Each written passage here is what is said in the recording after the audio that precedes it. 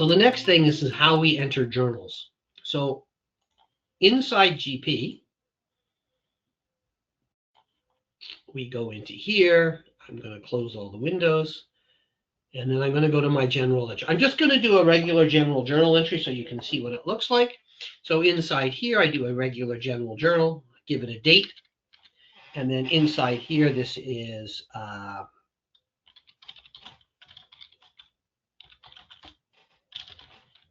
petty cash in Canadian. So inside here, this is where I select my currency. So inside my currency, inside here, I'm going to go into here. I'm going to grab the Canadian dollars, like so. And attached to this currency right now, it has gone out and looked up and it found 75 cents. So that is how much it's going to do the transaction at. So I can come into here and I can type in my different general ledger entries. So I can go into my Cash Bank Canada. I'm going to take $100 out of there. Well, let's take $1,000 and I'm going to put it into petty cash. So inside here, I need to look up my petty cash. There it is there. I'm going to move and I'm going to take $1,000 Canadian. You'll see it says 75 inside here. At the top here, if I wish to take a look at it, I can go view, I can go currency, I can flip it back to US dollars and say I'm taking $750 out as expected. So I can flip back and forth using this view and currency. So that's how we do it inside GP.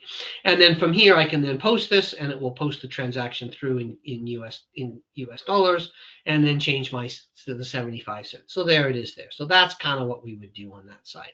And I don't want to print the posting journal. So there we are.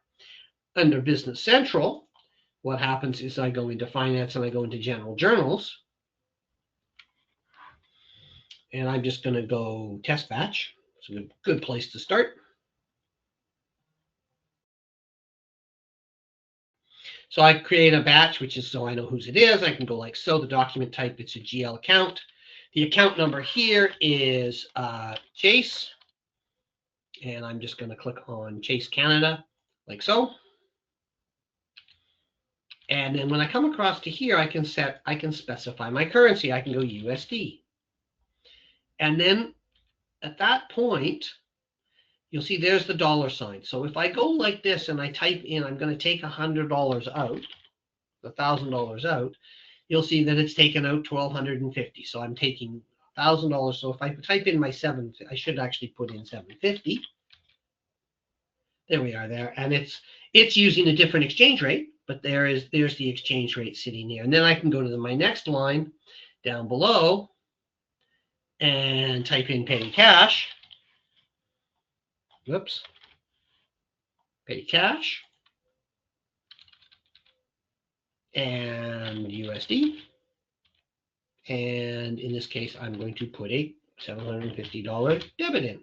Now I can, in Business Central, as I went over in the seminar about the GL, I can either enter debits and credits like this, which is what most people in GP are used to seeing, which is why I had it on the screen. Or you can just key in the amounts inside here, positives and negatives, and then you do not need these two columns. You can do without them. Again, we got a balanced entry here. It's using the same thing. I can then go into my post print. I can preview the posting. I'll take a quick look at it so you can see it. And the GL entry. And there it is there. This particular journal entry shows the US dollars, and it shows the source currency amount at the end. So everything's on your screen or on your print job as you wish, and then we can post that accordingly. So we go into post print and we hit the post.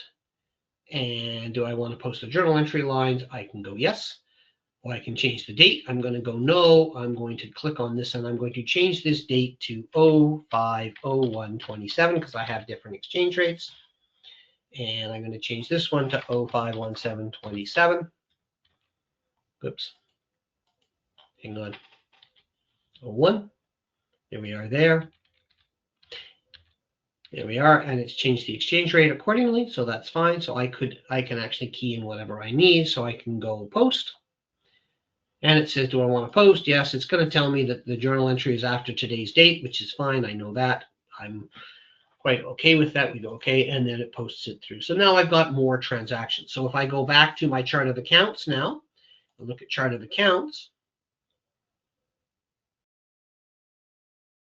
and I look at 1107, you'll see that the 67,000 has changed, and there's my $1,000.